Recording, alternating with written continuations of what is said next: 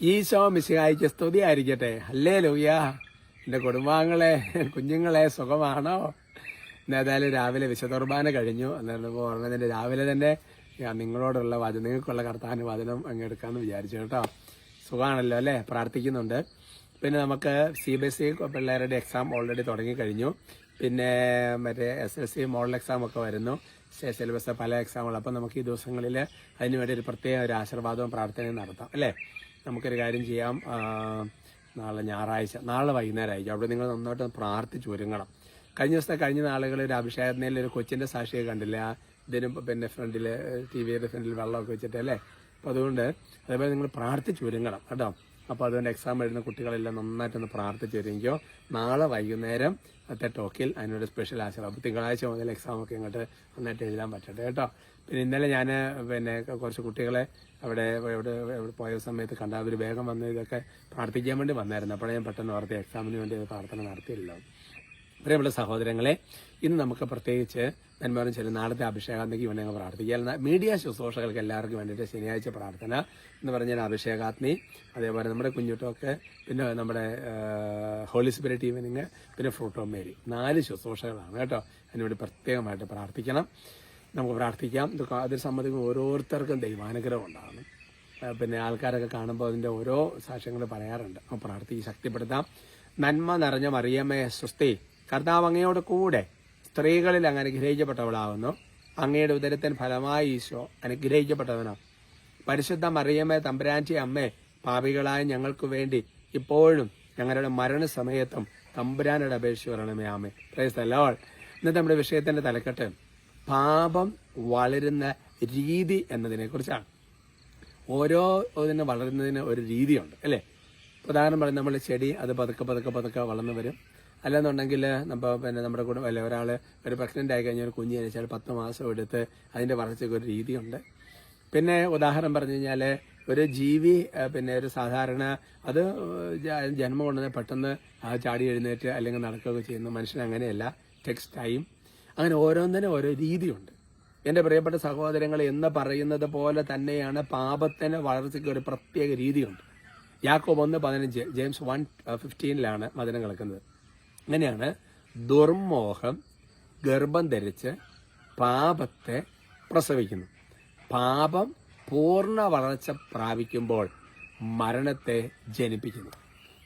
വളരെ വളരെ സിസ്റ്റമാറ്റിക്കായിട്ട് പാപം വളരുന്ന ഒരു രീതിയെക്കുറിച്ചുള്ള ഒരു വചനമാണ്. ഒന്നാമത് ദുർമോഹമാണ്. ദുർമോഹം ഗർഭം ധരിച്ച് പാപത്തെ പ്രസവിക്കുന്നു. യാക്കോബ് ശ്ലീഹ തന്നെ ലേഖനത്തിൽ പറഞ്ഞിട്ടുണ്ടല്ലേ, നിങ്ങളുടെ കലഹങ്ങളുടെയും പലതരത്തിലുള്ള ഭിന്നതകളും ഉണ്ടാകുന്ന എല്ലാം നിങ്ങളുടെ അവയവങ്ങളെ പോരാടിക്കൊണ്ടുവന്ന ദുരാശകളിൽ നിന്നാണെന്നാണ് പറയുന്നത്. യാക്കോബ് 4:1 വചനം കിടക്കുന്നത്. അപ്പോൾ പലപ്പോഴും ദുർമോഹമാണ്. അതിങ്ങനെ ഗർഭം ധരിച്ച് പിന്നെ പാപത്തെ പ്രസവിക്കും. എന്നിട്ടോ പിന്നെ പാപം അങ്ങോട്ട് വളർന്നു കഴിയുമ്പോൾ മരണത്തെ. ഒരു സിമ്പിൾ ഉദാഹരണം പറയുന്നത് പഴയ നിയമത്തിൽ സൂസന്ന. ആ സൂസന്നെ നോക്കിക്കൊണ്ടിരുന്ന ആ ന്യായാധിപന്മാരുടെ ചിന്ത ഒരു ദുർമോഹമാണ്. ആ ദുർമോഹം ഇങ്ങനെ ഗർഭം ധരിച്ച് അല്ലേ പിന്നെന്തായി പാപത്തിലേക്ക് പോവുക എന്ന് പറഞ്ഞാൽ പാപം ചെയ്തില്ല, പക്ഷേ അവരുടെ ഉള്ളിൽ പാപം സംഭവിച്ചു കഴിഞ്ഞു. പിന്നെ എന്തായി ഭൗതികമായ തരത്തിൽ അതൊരു സമയം കഴിഞ്ഞ് കഴിഞ്ഞപ്പോഴത്തേക്കും 2 പേരും കല്ലെറിഞ്ഞ് കൊല്ലപ്പെടുകയാണ് ചെയ്യുന്നത്. അതൊരു ഭൗതികമായ അർത്ഥത്തിലാണെങ്കിൽ ഇന്നൊരു പക്ഷേ നമ്മളെങ്ങനെ ദുർമോഹം ഗർഭം ധരിക്കുന്ന പാപത്തെ പ്രസവിച്ച് നമ്മളെ ആരും കല്ലെറിഞ്ഞ് കൊല്ലുന്നില്ല എന്നുള്ള ശരി തന്നെ. പക്ഷേ നമ്മുടെ ആത്മീയ മരണം സംഭവിച്ചുകൊണ്ടിരിക്കുക. അതിനെക്കുറിച്ച് വചനമുണ്ട്. തിമോത്തിയോസ് ലേഖനത്തിൽ പൗലോസ് പഠിപ്പിക്കുന്ന വചനമുണ്ട്. അതായത് പിന്നെ സുഖാനുഭവങ്ങളിൽ മുഴുകിയിരിക്കുന്നവൾ ജീവിച്ചിരിക്കെ തന്നെ മരിച്ചവളാണെന്ന് പറയുക. ജീവിച്ചിരിക്കെ തന്നെ മരിച്ചവനാണ്. അപ്പം നമ്മുടെ ആത്മീയ മരണം സംഭവിക്കുകയാണ്. അതാണ് പാപത്തിൽ തുടരുന്നവൻ മരിച്ചവനാണെന്ന് പൗലോസ് റോമായിലേക്കുള്ള വചനത്തിന്റെ അർത്ഥമാണ്, റോമ 8 വചനത്തിന്റെ അർത്ഥമാണ്. നിങ്ങൾ ഇന്ന് ചോദിക്കുക, ആദ്യ പാപത്തിന്റെ കാര്യം തന്നെ ചിന്തിച്ചു പോകുക അല്ലേ? ദുർമോഹം ഗർഭം ധരിച്ച് പാപത്തെ പ്രസവിക്കുന്നു പൂർണ്ണ.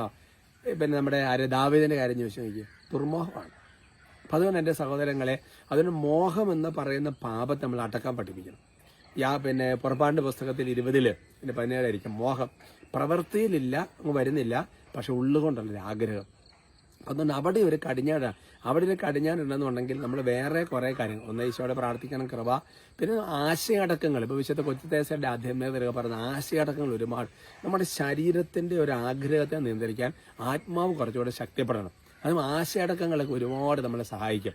ഇന്നത്തെ പിള്ളേർക്ക് നിൽക്കുന്ന ആശയിറക്കം എന്ന് പറഞ്ഞാൽ എന്നെ അതുപോലും അറിയത്തില്ല. പണ്ടത്തെ കാരണവന്മാർ അല്ലേ, അതുകൊണ്ട് നിങ്ങൾ ഞാൻ ഇങ്ങനെ പാരൻസിനൊക്കെ പറയാം, എന്താണ് ഈ ആശയടക്കം എന്ന് പറഞ്ഞാൽ മക്കൾക്ക് പറഞ്ഞു കൊടുക്കാം. അവരതങ്ങനെ കയറി വരട്ടെ. ആദ്യം തന്നെ കാരണവന്മാർക്ക് ഇനി പറഞ്ഞു തരേണ്ട ഒരു സ്ഥിതി ആയിപ്പോ അല്ലേ. എന്താ സ്ഥിതി! അതൊക്കെ ശരിക്കും പറഞ്ഞാൽ നമ്മുടെ ഒരു പുണ്യമല്ലേ അത്, അല്ലേ? എത്രയോ വലിയ മാരകമായ വിപത്തുകൾ നമ്മൾ രക്ഷിക്കുമെന്നറിയാം. അടക്കം. കാരണം വൃത്തി അനുഗ്രഹിക്കട്ടെ കേട്ടോ. സ്നേഹത്തിന് മാത്രം അടക്കം അല്ലേ. നമുക്ക് സ്തുതിക്കാം. Hallelujah, hallelujah, hallelujah, hallelujah. കർത്താവെ സ്തുതിക്കുന്നു, ആരാധിക്കുന്നു, നന്ദി പറയുന്നു, മഹത്വപ്പെടുത്തുന്നു.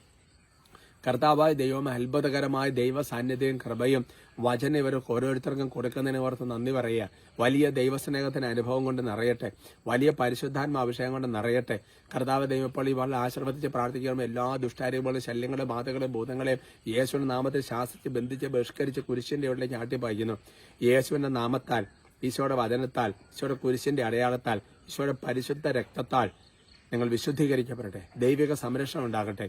കർത്താവ് ദൈവമേ, മീഡിയയിലൂടെ ഈ ആഴ്ചകളിൽ അഭിഷേകാന്തി മുതൽ ശുശ്രൂഷ നമുക്ക് ഓരോരുത്തർക്കും എന്തെങ്കിലും ഒരു ദൈവാനുഗ്രഹം ഉണ്ടാകട്ടെ. കർത്താവ് മനസ്സറിഞ്ഞ് അനുഗ്രഹിക്കുന്നു. വിശുദ്ധ കുരിശിന്റെ അടയാളത്തങ്ങൾ മുദ്രയിടും.